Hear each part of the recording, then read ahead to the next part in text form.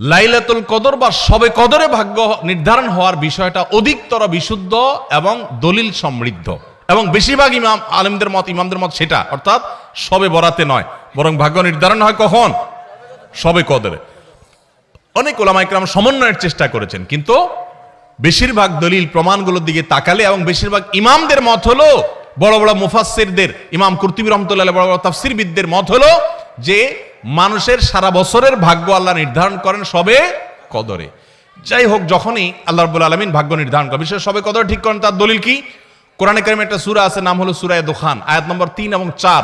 এটার বাংলা অর্থ দেখে নেবেন। আল্লাহ বলেছেন, ইন্না আনজালনাহু ফি লাইলাতিন মুবারাকাতিন ইন্না কুন্না মুনজিলিন, একটি বরকতময় রাতে আমি কোরআন নাজিল করি, ফিহা ইউফরাকু কুল্লু আমরিন হাকিম, সেই বরকতময় রাতে, যে রাতে কোরআন নাজিল হয়েছে, ওই রাতে সব গুরুত্বপূর্ণ বিষয়গুলো ধার্য হয়। বরকতময় রাতে যে কোরআন নাজিল হয়েছে, সেই রাত কোনটা? শবে বরাত না শবে কদর? কারণ কোরআনে সূরা কদরে আল্লাহ বলছেন, ইন্না আনজালনাহু ফি লাইলাতিল কদর, তাই লাইলাতুল কদরে কোরআন নাজিল হয়, আর সেই রাতে আল্লাহ গুরুত্বপূর্ণ বিষয়গুলো ধার্য করে। এখান থেকে বোঝা যায় শবে কদর ভাগ্য নির্ধারণ হয়। যাই হোক, যখনই হয়, আমরা ভাগ্যে যেন ভালো কিছু পাই, আমাদের ভাগ্য যেন সুপ্রসন্ন হয়, নসিবে যেন ভালো কিছু লেখা হয়, বাজেটে যেন ভালো কিছু থাকে, আমরা চাই না? কি করলে আমাদের নসিবে ভালো কিছু হবে? আমরা আজকে কয়েকটি আমলের কথা বলবো। নাম্বার 1, প্রথম আমল হলো ঈমান এবং তাকওয়ার চর্চা করতে হবে সারা বছর জুড়ে। এক রাত্রে যায় মসজিদে কান্নাকাটি করে আল্লাহকে এটি দোয়া দরুদ করে একটু ভাগ্য ঠিক করে সারা বছর আপনি টোটো করে ঘুরে বেড়াবেন, এটা বোকার স্বর্গে বাস করার সমান। এটা কখনো সঠিক বিষয় না, বরং আপনি ইবাদত বন্দেগী নেকামল সারা বছর জুড়ে করার চেষ্টা করবেন। আল্লাহ বলেছেন, ওয়ালাউ আন্না আহলাল কুরআ আমানু ওয়াত্তাকাউ লাফাতাহনা আলাইহিম বারাকাতিম মিনাস সামা, যদি কোন জনপদের লোকেরা ঈমান আনে আর তাকওয়া অবলম্বন করে, আল্লাহ বলেছেন তাদের জন্য আসমান থেকে আমি বরকতের সমস্ত দুয়ার খুলে দিব। এই জন্য আপনি আল্লাহর প্রতি ঈমান আনবেন এবং হারাম থেকে বেঁচে চলবেন, আল্লাহর নির্দেশগুলো মেনে চলবেন, আল্লাহ আপনার জীবনে বরকত দিবেন এবং আল্লাহ তাআলা আপনার ভাগ্যে ভালো কিছু দিবেন। সবচেয়ে বড় ভালো কিছু পাওয়া হলো মানসিক প্রশান্তি, সেটা আল্লাহ তাআলা দিবেন, জান্নাত তো আছেই। 2 নম্বর আমল হলো ইস্তেগফার করবেন, গুনাহ মাফ চাইবেন, আস্তাগফিরুল্লাহ ওয়া আতুবু ইলাইহি। যারা বেশি বেশি পড়ে, আল্লাহ তাদের রিজিকে বরকত দান করে, ইনকামে বরকত দান করে। আল্লাহ বলেছেন, ওয়া ইউমদিদুকুম বিআমওয়ালিন ওয়া বানিন, যারা ইস্তেগফার করে তাদেরকে আল্লাহ সম্পদ এবং সন্তান দিয়ে সমৃদ্ধ করেন, তাদের ভাগ্য ভালো কিছু হয়। এজন্য বেশি বেশি আস্তাগফিরুল্লাহ পড়বেন, আস্তাগফিরুল্লাহ আস্তাগফিরুল্লাহ, যত রকমের ইস্তেগফার আছে পড়বেন। 3 নম্বর হলো রেজা বিল কাজা, আল্লাহ যা দিয়েছেন এর উপর সন্তুষ্ট থাকবেন, আলহামদুলিল্লাহ বলবেন, যা পাইছি আলহামদুলিল্লাহ। আলহামদুলিল্লাহ বললে কি হবে? আল্লাহ বলেছেন, লা ইন শাকারতুম লাযিদান্নাকুম, যদি তোমরা নেয়ামত যা পাইছো শুকর আদায় করে আরো বাড়ায় দিব। তাহলে আপনার ভাগ্যে যদি আরো বেশি কিছু থাকুক আপনি চান, তাহলে সেক্ষেত্রে আপনার শুকরিয়া আদায় করা শিখতে হবে। 3 নম্বর। 4 নম্বর হলো সাদাকা, দান সাদাকা, এটা বিপদ আপদ থেকে মানুষকে রক্ষা করে, মানুষের জীবনে বরকত এনে দেয়, এজন্য সাধ্য অনুযায়ী দান সাদাকা করা। 5 নম্বর হলো আল্লাহর কাছে দোয়া করা। কোন কোন ভাগ্য আল্লাহ পরিবর্তন করে দেন দোয়ার মাধ্যমে, লা ইয়ারুদ্দুত তাকদির ইল্লা দুআ, দোয়া এটা তাকদিরকে পর্যন্ত পরিবর্তন করে দেয়। কিছু কিছু তাকদির আছে পরিবর্তনশীল, এগুলো দোয়ার মাধ্যমে পরিবর্তনের জন্য দোয়া করতে থাকে, আল্লাহ আমার নসিবের জন্য ভালো কিছু থাকে, মন্দ কিছু থাকলেও তুমি সেটা দূর করে দাও, দোয়া করতে থাকা, তাহলে ভাগ্যে ভালো কিছু পাবেন।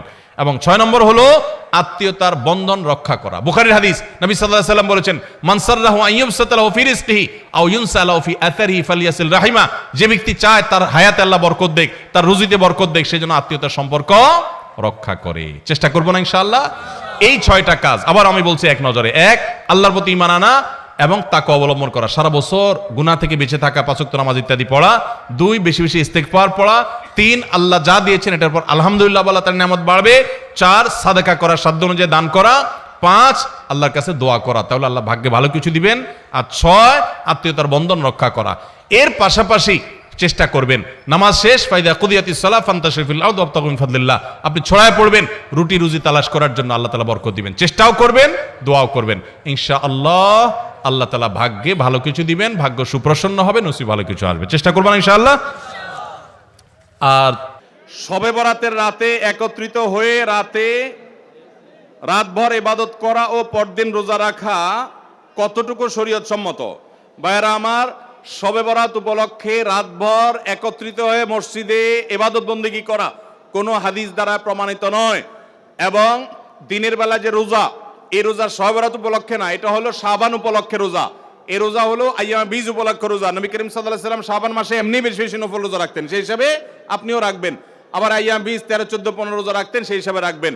আপনি আল্লাহর ক্ষমা, এই রাতে আল্লাহ তাআলা বান্দাকে সাধারণ ক্ষমা ঘোষণা করেন, হিংসুক ছাড়া, মুশরিক ছাড়া। এই রাতের এই ফজিলত পাওয়ার জন্য আপনি চেষ্টা করলে সেটা ভালো, আল্লাহর কাছে ক্ষমা লাভের চেষ্টা করবেন, কিন্তু বেদাতি কোনো পন্থায় না। অনেকে বলে যে এত রাকাত নামাজ, অমুকটা অত সূরা এত রাকাতে পড়তে হবে, এগুলা মন গড়া কথাবার্তা, এগুলার কোনো ভিত্তি কোরআন হাদিসে নাই। আবার অনেকে মনে করে হালুয়া রুটি খাইতে হবে, আতশবাজি করতে হবে, আলোকসজ্জা করতে হবে, শবে বরাতকে কেন্দ্র করে যা হয় তার বেশিরভাগই বেদাত এবং ভুয়া, মন গড়া ভিত্তিহীন, এগুলার কোনো অস্তিত্ব কোরআন হাদিসে পাওয়া যায়। আল্লাহ আমাদের সবাইকে সুন্নাহ মেনে চলার তৌফিক দান করুন। আমরা সুন্নাহ মেনে চলবো। শাবান মাসের সবচেয়ে বড় আমল হলো নফল রোজা রাখা, বেশি বেশি রাখবো তো ইনশাআল্লাহ। লাইলাতুন নিসফি মিন শাবান প্রচলিত শবে বরাত উপলক্ষে আমাদের করণীয় কি? বিশেষ করে এই রাতে মসজিদে ওয়াজ মাহফিল, দোয়া দুরুদ, ইবাদত বন্দেগী এবং নানা ধরনের খানাদানার আয়োজন করা হয়। কোরআন সুন্নাহর আলোকে এগুলো ঠিক কিনা জানালে উপকৃত হব। ভাইরা আমার, লাইলাতুন নিসফি মিন শাবান যেটাকে আমরা শবে বরাত বলি, এই লাইলাতুন নিসফি মিন শাবানে আল্লাহ তাআলা হিংসুক এবং মুশরিক ছাড়া বাকি মানুষদেরকে, বাকি মুসলমানদেরকে আল্লাহ তাআলা সাধারণ ক্ষমা ঘোষণা করেন মর্মে একটা হাদিস আছে।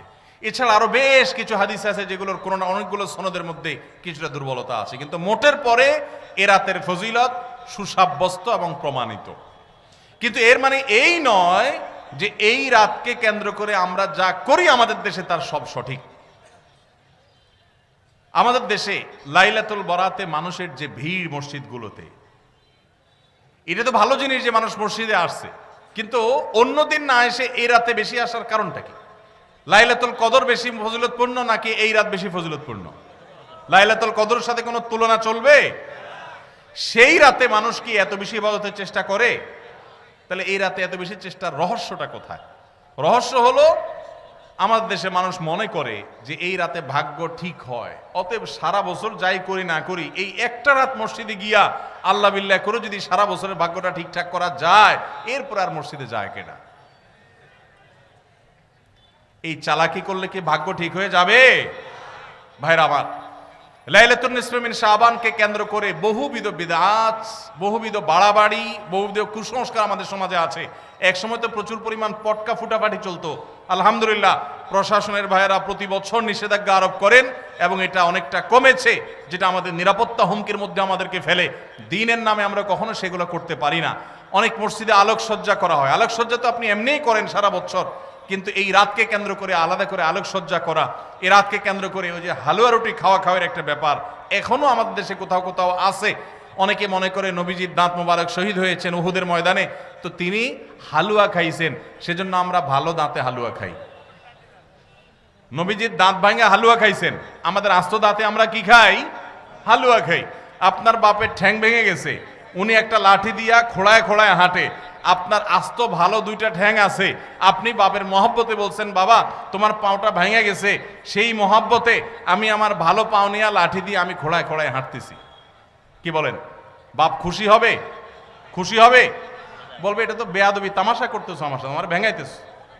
নবীজি সাল্লাল্লাহু আলাইহি সাল্লাম দাঁত মোবারক শহীদ হয়েছে বাতিলের বিরুদ্ধে জিহাদ করতে গিয়ে।